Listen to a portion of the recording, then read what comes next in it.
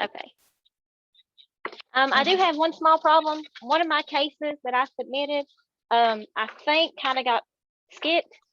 So I got a second set, but this one belongs actually to 30, where'd it go? A second case with a number 3222. And this are the same case. Okay, awesome. We can start with 3222 then. Does this one look okay to you? Yeah. Awesome. Okay, thank you. Are you guys ready? Yes, ma'am. Anytime you're ready, the floor is yours. Thank you. This patient has actually been inpatient at Southern Highlands and has now moved on to like a halfway recovery house. So he is doing really good. He completed his whole program over there. He started with marijuana around his early teens, age 13.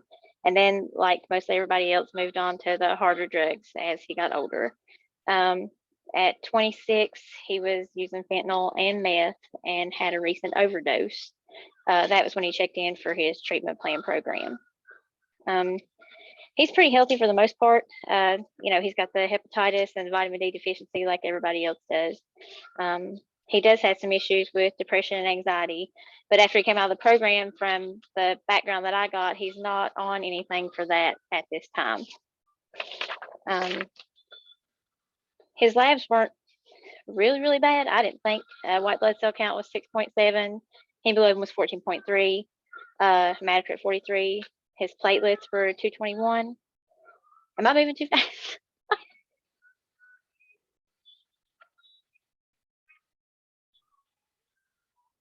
No, you're going perfectly. Sorry, I'm just scrolling up and down here. So I'll just follow. Oh, that's okay. You're Because perfect. I was going through my stuff, looking at it, and you know how we formatted it, just ended up being the same person for those two things. So, Yeah. Sorry. No. His phosphorus and I was 70. ALT, SLT was 122 and 70. PTINR was normal. Glucose was normal. Creatinine was a little high, 1.11, but not that bad. When you get into like his APRI was 7.1. He's class A on the Child's Pug score and only ended up with 5 points. His male score was a 7. And then the iron TIBC levels are on there. His vitamin D was 44 the last time we checked it. So he is in treatment for that. AFP was 2.9. He's negative for HIV. His genotype is 1A. And then last time we did session, they asked me about the biomarkers. His serum fibrosis score is 0.29, which puts him in fibrosis stage F1. But his viral load was only 8,000. And because of his genotype and age, I'm recommending that he do Maverick, I think, maybe. He seems pretty stable for the most part. He does plan to go back to college and start work now that he's out and in recovery.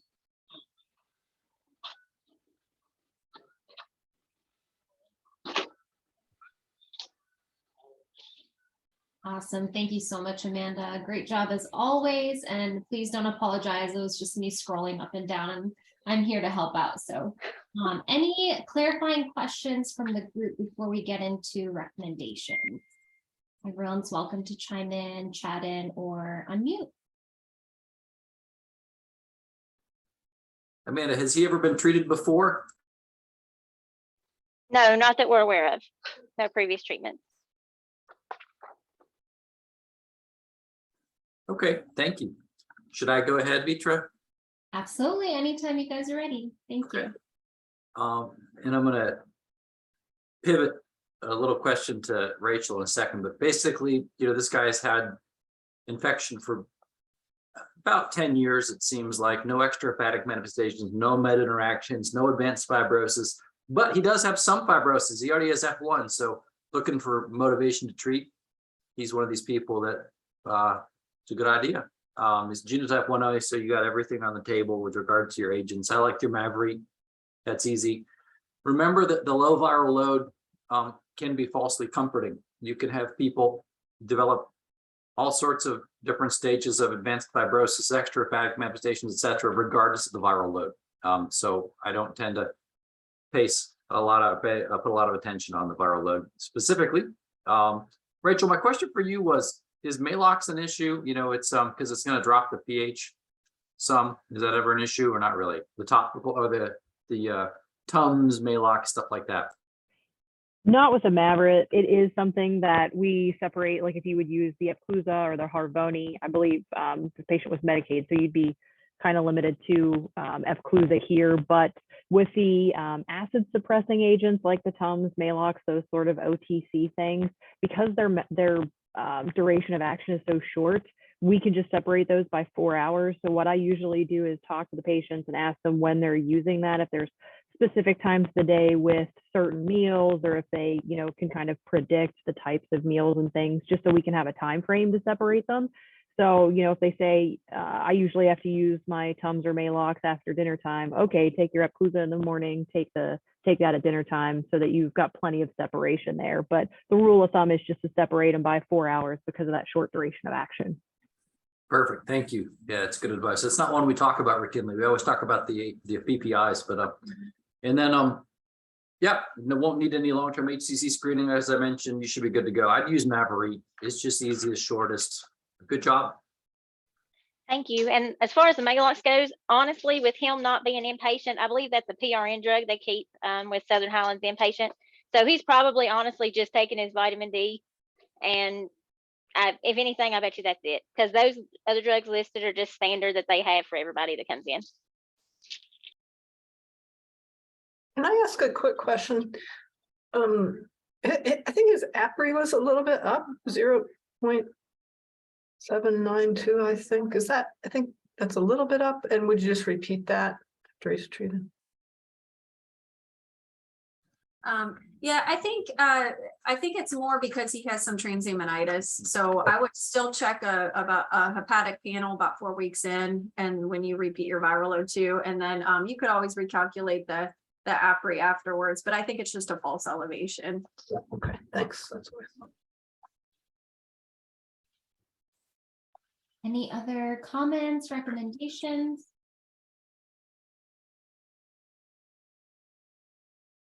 Alrighty, awesome. Thank you so much, Amanda.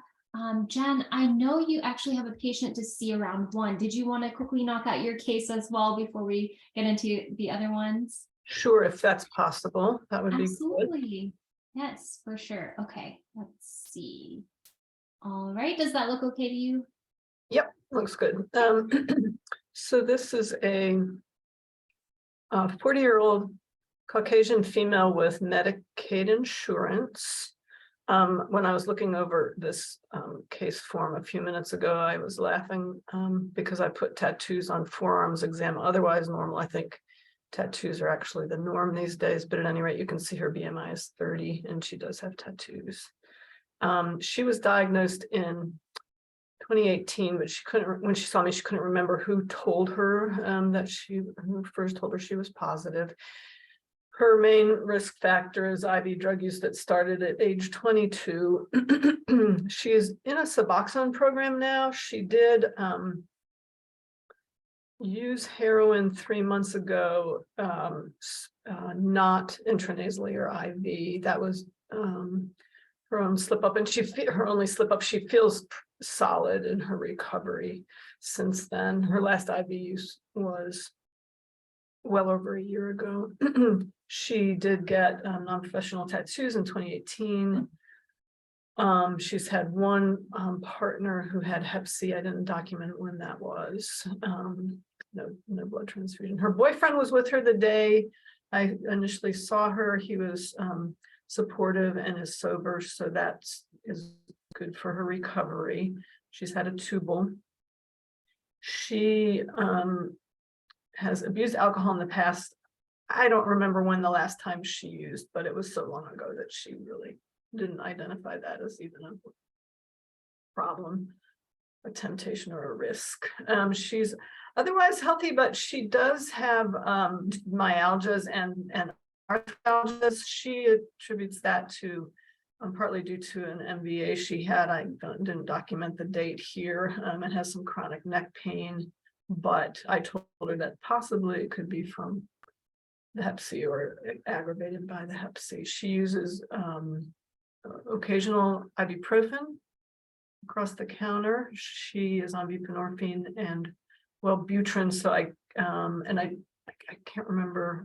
She does have a diagnosis of depression in addition to neck pain. She's been immunized for Hep A. She was isolated Hep B core antibody positive and HIV negative. We could go to the labs now. There are her medication doses and her BMI. Her CBC was normal. You could scroll down. I'm thinking that her CMP, oh, you can see that her LFTs were elevated there quite a bit. APRI, MELD, and child Turco-Pu were, you can see the numbers there, 0.65, class A and 6. Iron studies were good. Vitamin D was in a normal range. And I know that in the past, Dr. Feinberg has said get it up to 60. I don't think I started her on vitamin D. I can't remember, but anyway, I wouldn't mind some feedback on that. AFP was 2.0. As I said, she is not HIV positive. Her genotype is 1A. With a 1.8 million viral load. She her serum fibrosis marker gave her an F0 fibrosis score, and I don't think I had it on this form, but I just looked. She has had a normal abdominal ultrasound as well. When the month I saw her, which is now 2 months ago, her HCG was negative, and I did get a Hep B viral DNA that was not detected. So I'm somebody who learns by doing. So we've heard a lot about core antibody positivity, but I think this is the first time I've had somebody with it. So my thoughts were to treat with I think Epclusa or Mavri would be covered by her insurance, and then my question is, do I repeat her Hep B viral DNA at 4 weeks of treatment? Is that right? To make sure she doesn't reactivate. Those are my questions. Thank you so much, Jen. Appreciate you and the case you presented. Any clarifying questions for Jennifer and her case?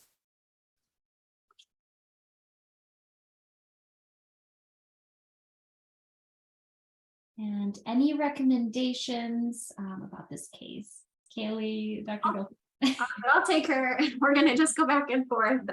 Thanks, Jen. I like when you how you presented her case and good thought process with the isolated core. So I'm going to summarize just she's a 40-year-old female who's engaged in her recovery, genotype 1A. She doesn't have cirrhosis, not HIV positive, hepatitis A, immune with some significant transaminitis. An ultrasound was negative. So with her, she seems to be having some possible extra hepatic manifestations with those joint pains. Definitely somebody I would recommend treating. The vitamin D is fine. I wouldn't, go above and beyond to replace that. It's fine where it's at. You could definitely treat her with Mavorite or Epclusa. There's no preference either way, just whatever's going to work best with her lifestyle, if she can take it with food or not. Food Mavorite, if that's going to be an issue, then probably the Epclusa, but either one, just as you said. The things I would say about her isolated core. So one thing you can try preemptively is just giving her a Hep B booster vaccine, just to see if that'll boost the response. Really kind of, with an isolated core, it's